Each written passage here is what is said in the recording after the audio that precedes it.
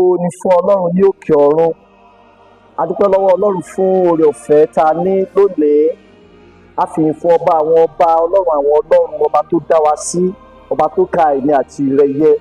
Mo gbàdúrà lórúkọ Jésù, ọ̀sẹ̀ yìí yóò dára fún wa. A mú ìkíni wá láti ọ̀dọ̀ bàbá wa, bíṣọ̀bù dáọ́sìsì Ifọ̀, bàbá Right Reverend Nathaniel Ọládẹ̀jọ Ògúndípẹ̀. A gbàdúrà lórúkọ Jésù, iṣẹ́ ìránṣẹ́ yín bàbá kò ní bàjẹ́. Ọlọ́run nínú àánú rẹ̀ á di ìjọ rẹ̀ mọ́.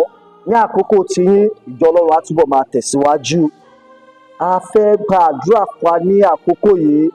Ọ̀rọ̀ Ọlọ́run tí a ó sì máa fi gbàdúrà fún wa la rí nínú Sáàmù orí 39 ẹsẹ̀ ìkíní. Orin Dáfídì orí 39 ẹsẹ̀ ìkíní tó kà báyìí.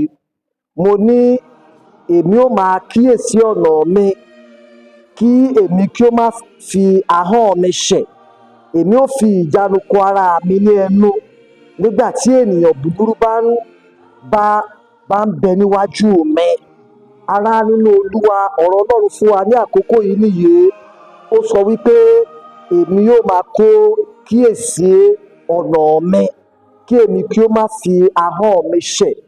Mo gbàdúrà fún ìwọ náà lónìí lórúkọ Jésù. O ò ní fi ahọ́n rẹ ṣẹ̀. Ọlọ́run nínú àánú ẹ̀ yóò dì ọ́ mú. Agbára àti oore ọ̀fẹ́ tó fi ṣe rere, tó fi ní ṣìwàwù ní ọ̀sẹ̀ yìí lórúkọ Jésù, agbára yẹn á gbé e wọ̀ ọ́. Lọ kó lọ ṣe rere, lọ kó lọ tàn mọ́lẹ̀, lọ kó lọ ráàánú gbà. Ní ọ̀sẹ̀ yìí ẹ̀rí rẹ yóò pọ̀. Bí Ọlọ́run ti ń bẹ tí ẹ̀mí rẹ wà, mo gbàdúrà fún ọ lórúkọ Jésù. Bàbá màmá, lórúkọ Jésù wàá ráàánú gbà. Ọ̀sẹ̀ yìí yóò dára fún ọ. Ojú kì yóò tì ọ́ ní orúkọ ti Bàbá, ti Ọmọ àti ti Ẹ̀mí Mímọ́. Jésù Kristi Olúwa wa. Àmín.